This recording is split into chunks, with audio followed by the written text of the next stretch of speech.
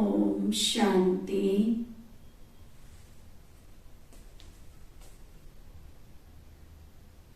आज हम बाप दादा का संदेश सुनते हैं। बाप दादा के हाथ में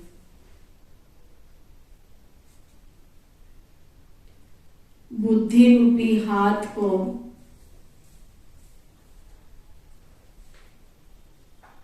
तो परीक्षाओं रूपी सागर में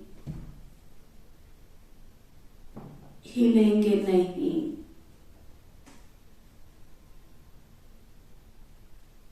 चाहे कितनी भी परीक्षाएं आ जाए, परंतु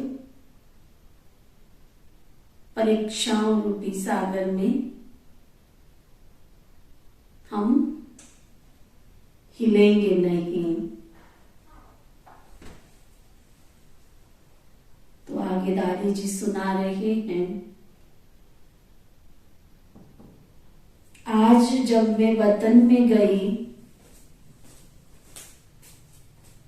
तो ब्रह्मा बाबा जैसे यहाँ मुलाकात करते थे,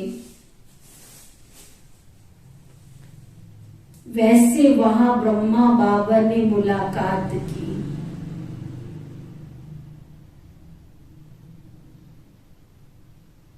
बाबा ने कहा, बच्चों के भोजन के समय के अनुसार तुम लेट आई हो। दादी जी दोपहर का ब्रह्मा भोजन भोग लेकर बाबा के पास गई थी। तो बाबा कह रहे हैं,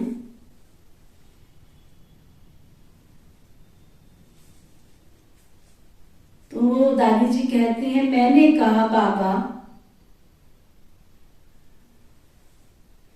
आपका तो 1-1:30 बजे भोजन पान करने का समय था।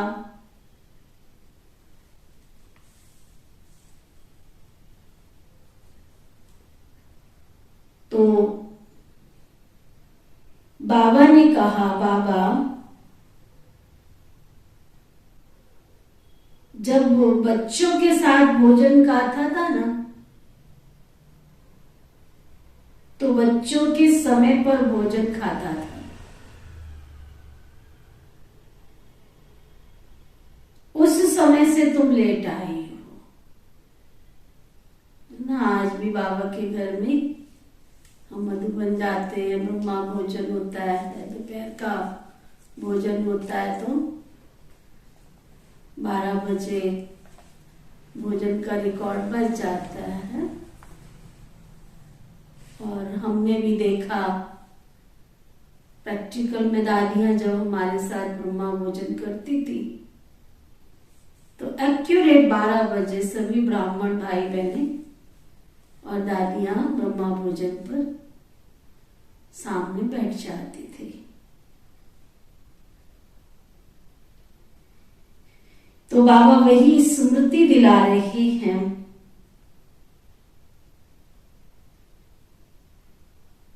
तो फिर आगे बाबा ने ब्रह्मा बाबा को कहा, ले जाओ। तो क्या जाकर देखा कि जैसे यहां ऑफिस में कुर्सी पर बाबा आकर बैठता था तो पत्र लिखता था, तो वही कुर्सी, वही पैड, वही पेंसिल रखी थी।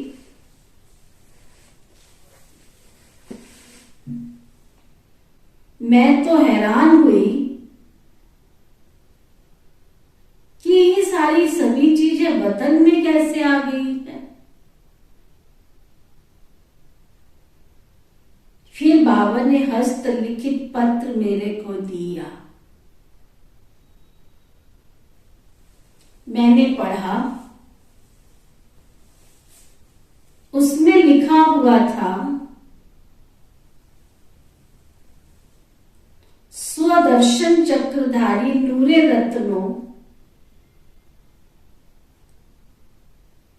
याद प्यार के बाद आज अव्यक्त रूप से आप अव्यक्त स्थिति में स्थित हुए बच्चों से बाबा मिल रहे हैं।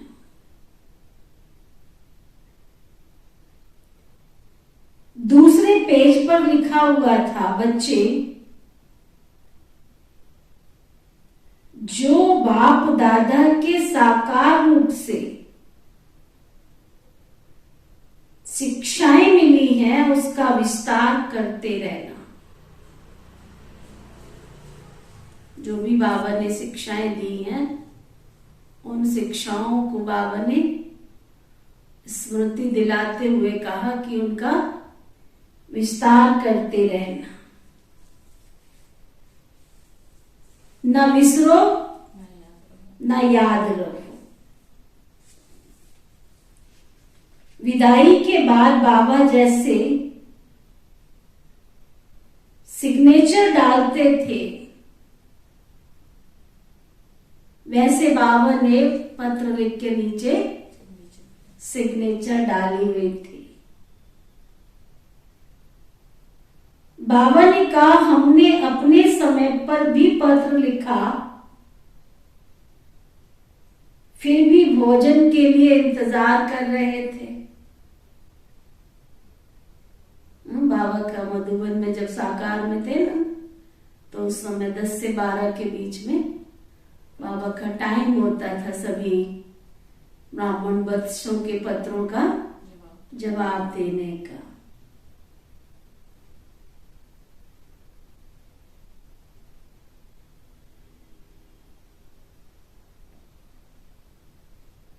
फिर तो भोजन बाबा को खिलाया। बाबा ने कहा भल वतन में चीजें खाते हैं, लेकिन यज्ञ के भोजन की रसना बहुत अच्छी है।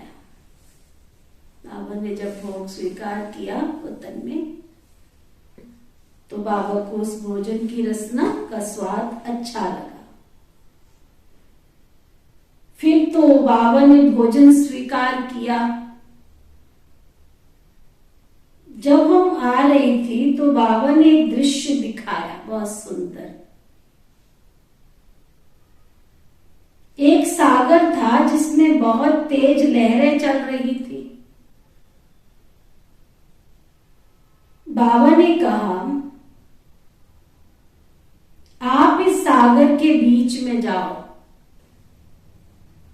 बहुत सागर में लहरें हों और सामने से बाबा ने कहा कि इस लहरों के बीच में जाओ। मैं घबराने लगी कि इतनी तेज लहरों में कैसे जाऊंगी। फिर भी बाबा की आज्ञा प्रमाण पांव डाला, तो जहां मैंने पैर रखा वहां पर लहरें शांत होती चली गई। देखो, हम अब 1 मिनट के लिए अपने आप से पूछें, हमें इतना निश्चय है कि मेरे सतगुरु ने मुझे आज्ञा दी और मैंने फट से उस आज्ञा का कोई किंतु परंतु किए बिना आज्ञा पालन कर ली। फिर तो देखा कि बाप दादा दोनों ने छोटी छोटी नावें उस सागर के बीच में डाली, लेकिन कोई नाव तो सागर की लहर आने से गायब हो गई और कोई तो लहर से इधर उधर होती रही और कोई तो जैसे थी वैसे की वैसी रही।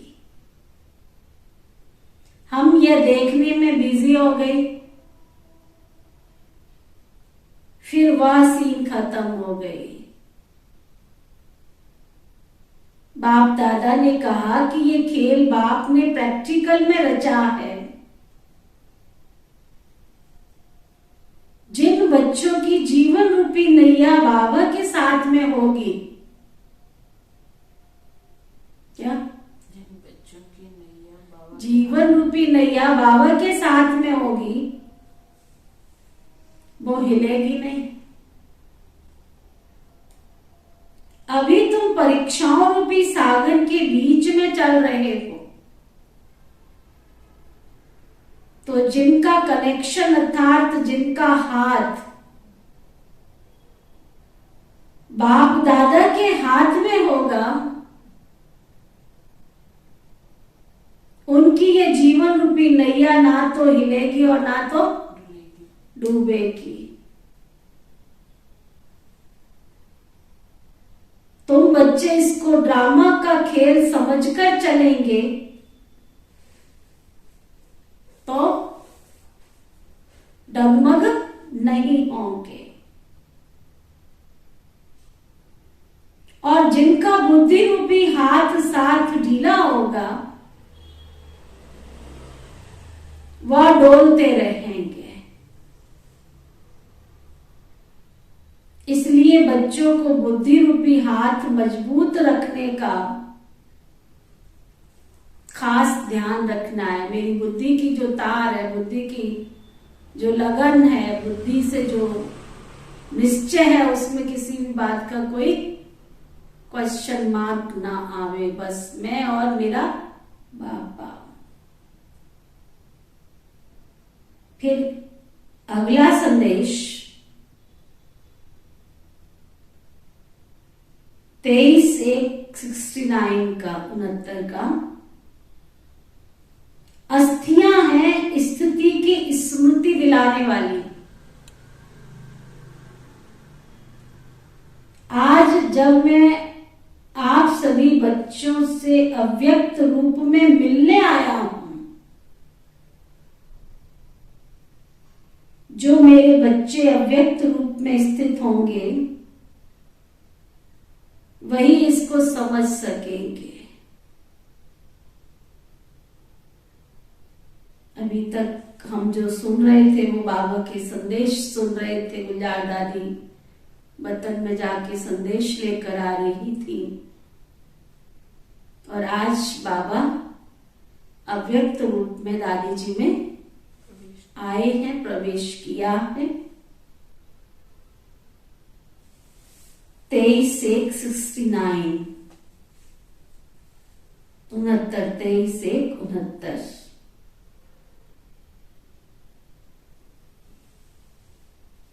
आप सभी बच्चे अव्यक्त रूप में स्थित हो, किसको देख रहे हो?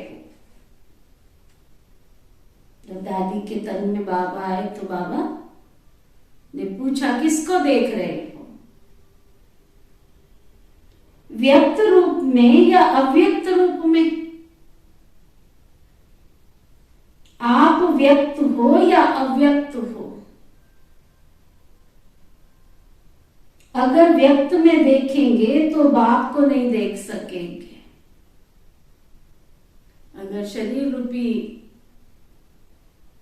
आंखों से और शरीर को देखेंगे तो बाप दिखाई नहीं देगा।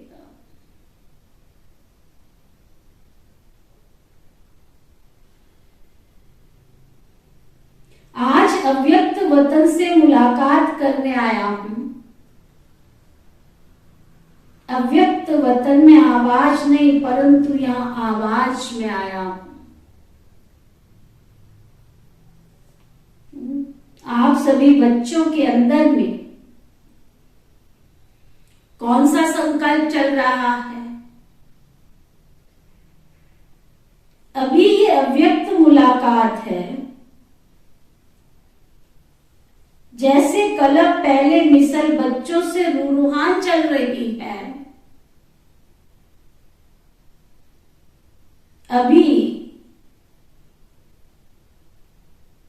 रूहान करने मीठे मीठे बाबा ने आप सभी बच्चों से मिलने के लिए भेजा है। शिव बाबा ने वतन से ब्रह्मा बाबा को रूहानी बच्चों से मिलने के लिए वतन से नीचे भेजा है। जो थे वही अब भी हैं। 2-3 दिन पहले मीठे मीठे बाबा से रूहान चल रही थी। रूहान क्या है मालूम है? तो बाबा ने बोला, वतन का अनुभव करने के लिए तैयार हो? तो क्या जवाब दिया होगा? यही कहा कि जो बाप की आज्ञा है, जैसे चलाएंगे, जहां बिठाएंगे, जिस रूप में बैठेंगे बिठाएंगे, बाबा जैसे चलाएंगे, जिस रूप में बिठाएंगे, बच्चों के अंदर यही संकल्प होगा कि बाप दादा ने छुट्टी क्यों नहीं ली। जब हम सबके बीच में से गए तो बाबा ने छुट्टी क्यों नहीं ली? बाबा को भी यही कहा। बाबा ने कहा, अगर सभी बच्चों को बिठाकर छुट्टी दिलाऊं तो छुट्टी देंगे क्या? बाबा हम छुट्टी देते चले जाओ।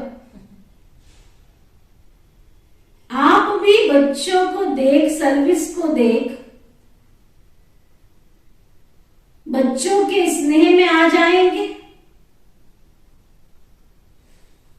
इसलिए जो बाप ने कराया वही ड्रामा की भाभी कहेंगे।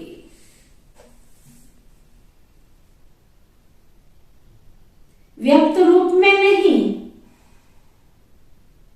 तो अव्यक्त रूप से मुलाकात कर ही रहे हैं। सर्विस की वृद्धि वैसे ही है। बच्चों की याद भी वैसे ही है, लेकिन अंतर यह है कि वो व्यक्त में अव्यक्त था और ये अव्यक्त ही है। जो नैनों की मुलाकात जानते होंगे, वह नैनों से इस थोड़ी सी मुलाकात में अपने प्रति शिक्षा, डायरेक्शन ले लेंगे। आप सभी को वतन में तो आना ही है। बच्चों से मुलाकात करने के लिए हर वक्त, हर समय बाबा तैयार रहते। जब बाबा के साथ वतन में जाना है, बात करनी है, कर सकते हो, बाबा तैयार रहते। अब जहां तक बच्चों की जितनी बुद्धि क्लियर होगी, उसी अनुसार ही अव्यक्ति मिलन का अनुभव कर सकेंगे। शक्ति स्वरूप में स्थित है क्या? बाबा ने पूछा। दीदी मनमोहिनी जी से सामने बैठे हैं तो बाबा ने पूछा। जैसे साथ में थे वैसे ही हो, अलग तो नहीं हो। अभी शक्ति स्वरूप का पार्ट प्रत्यक्ष में दिखाना है। जो बाबा की शिक्षा मिली है वह प्रैक्टिकल में करके दिखाना है।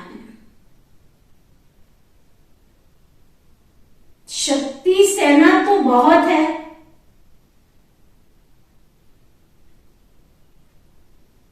अभी पूरा शक्ति स्वरूप बन जाना है। अभी तक बच्चे और बाप के स्नेह में चलते रहे हैं। अब फिर जो बाबा से शक्ति मिली है, उस शक्ति से औरों को भी ऐसा शक्तिवान बनाना है। वही बाप के स्नेही बाप के साथ अंत तक रहेंगे। जिनको बाबा से प्यार होगा वही अंत तक रहेंगे बाबा के साथ में। अभी मीठे मीठे बाबा दृश्य दिखला रहे हैं आप सभी बच्चों का। आप अस्थियां उठा रहे थे,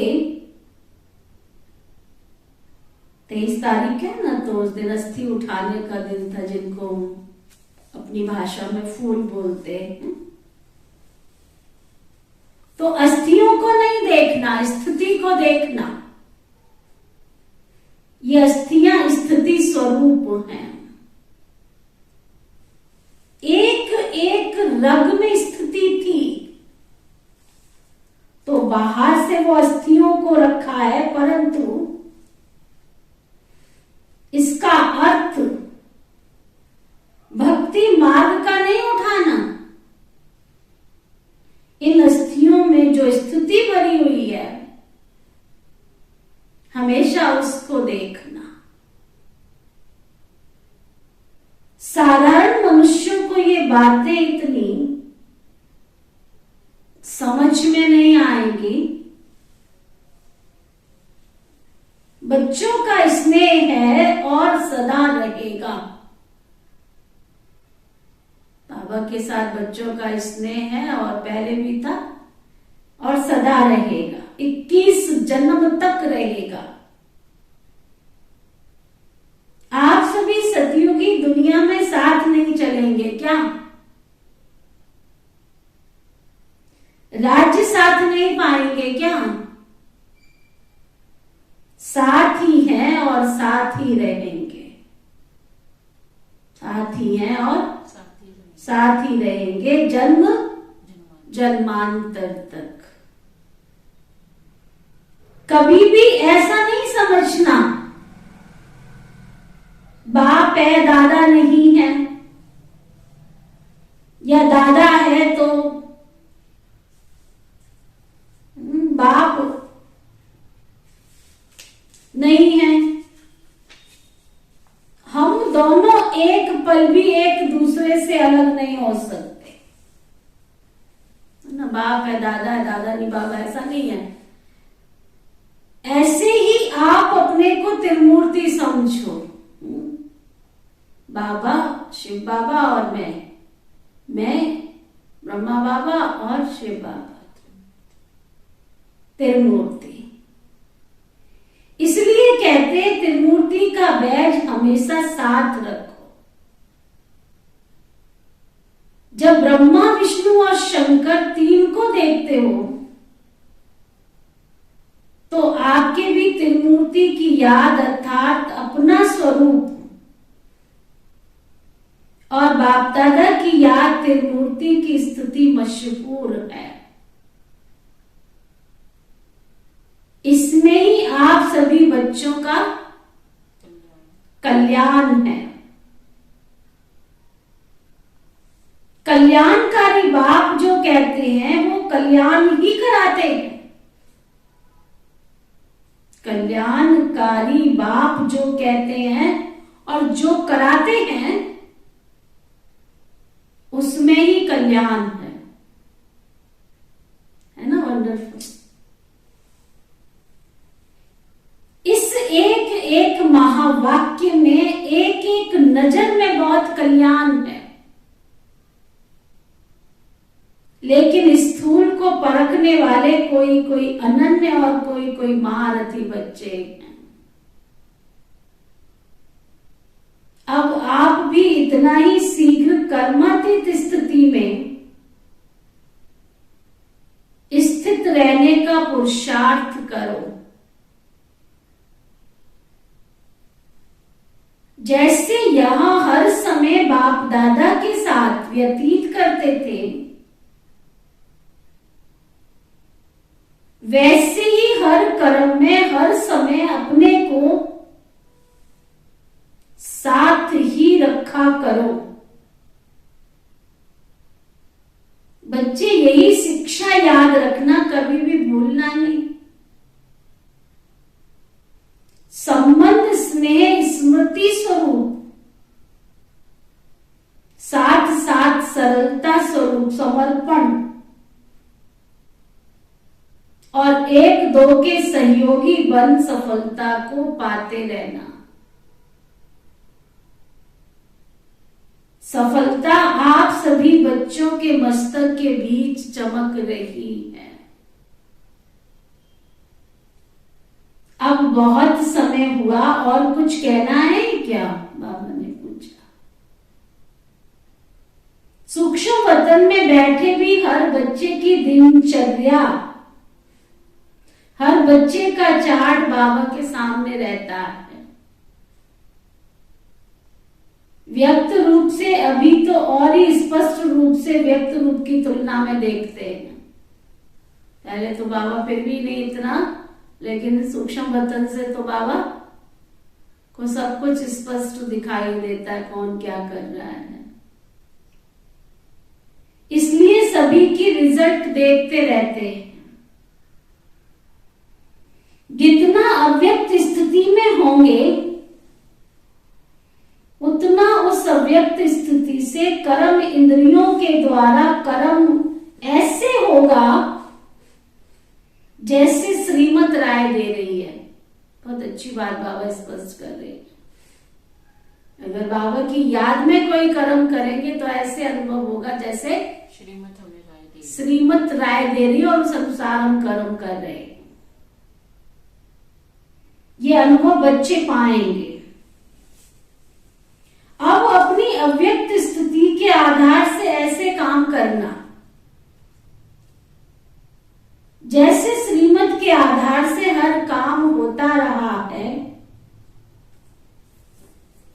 जिस चीज के साथ बाबा का स्नेह है उससे उतना स्नेह रखना ही अपने को सौभाग्यशाली बनाना है।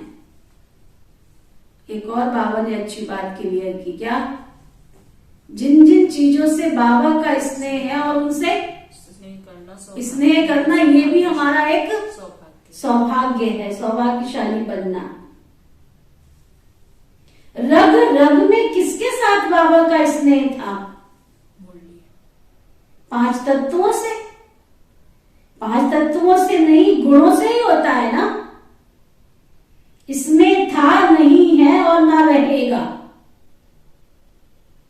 जब तक भविष्य नई दुनिया नहीं बनी है तब तक ये अटूट स्नेह रहेगा।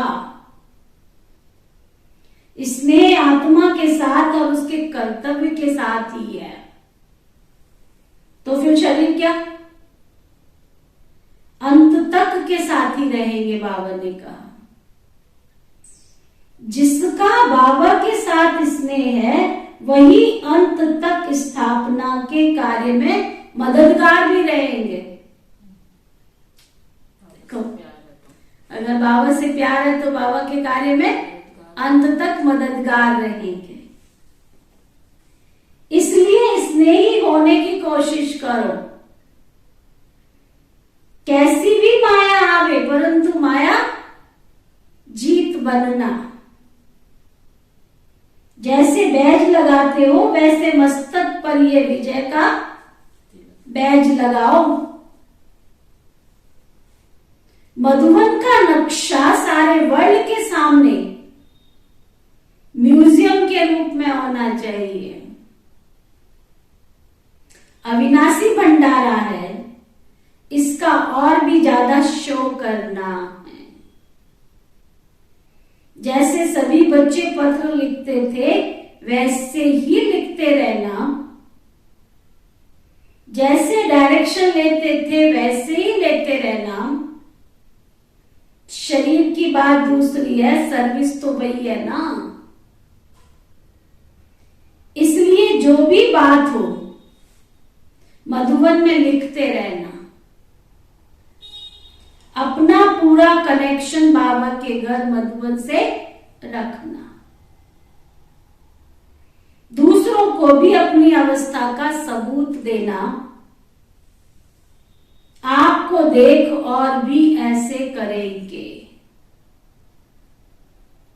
फिर जब बाबा विदाई ले रहे थे तो बाबा ने कहा, बाबा बोले यह तो आप बच्चे जानते हो कि जो भी ड्रामा का पार्ट है कोई गुप्त रहस्य भरा हुआ है। क्या रहस्य भरा हुआ है? वह भी समय प्रति समय सुनाते जाएंगे। अब तो आपका वही यादगार जो आकाश में है, दुनिया वाले इन आंखों से देखेंगे कि ये धरती के सितारे किसकी श्रीमत पर चल रहे हैं। बाबा ने कहा है जहां समय ज्यादा समय वहां नहीं बैठना है।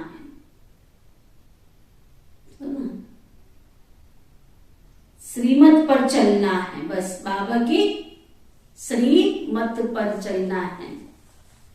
तो आज के संदेश का साथ अपनी स्थिति को ऐसे बनाना है, बाबा को साथ रखना है, बाबा की याद में कर्म करना है, तो हर श्रीमत के अनुसार कर्म होगा। और कितनी अच्छी बाबा ने बात कही कि बाप के किसी भी श्रीमत के अनुसार किए हुए कार्य में क्या कल्याण ही कल्याण समाया हुआ है। त्रिमूर्ति बाप को साथ रखना, त्रिमूर्ति बाप को सदा साथ रखना। ओके, ओम शांति शांति शांति।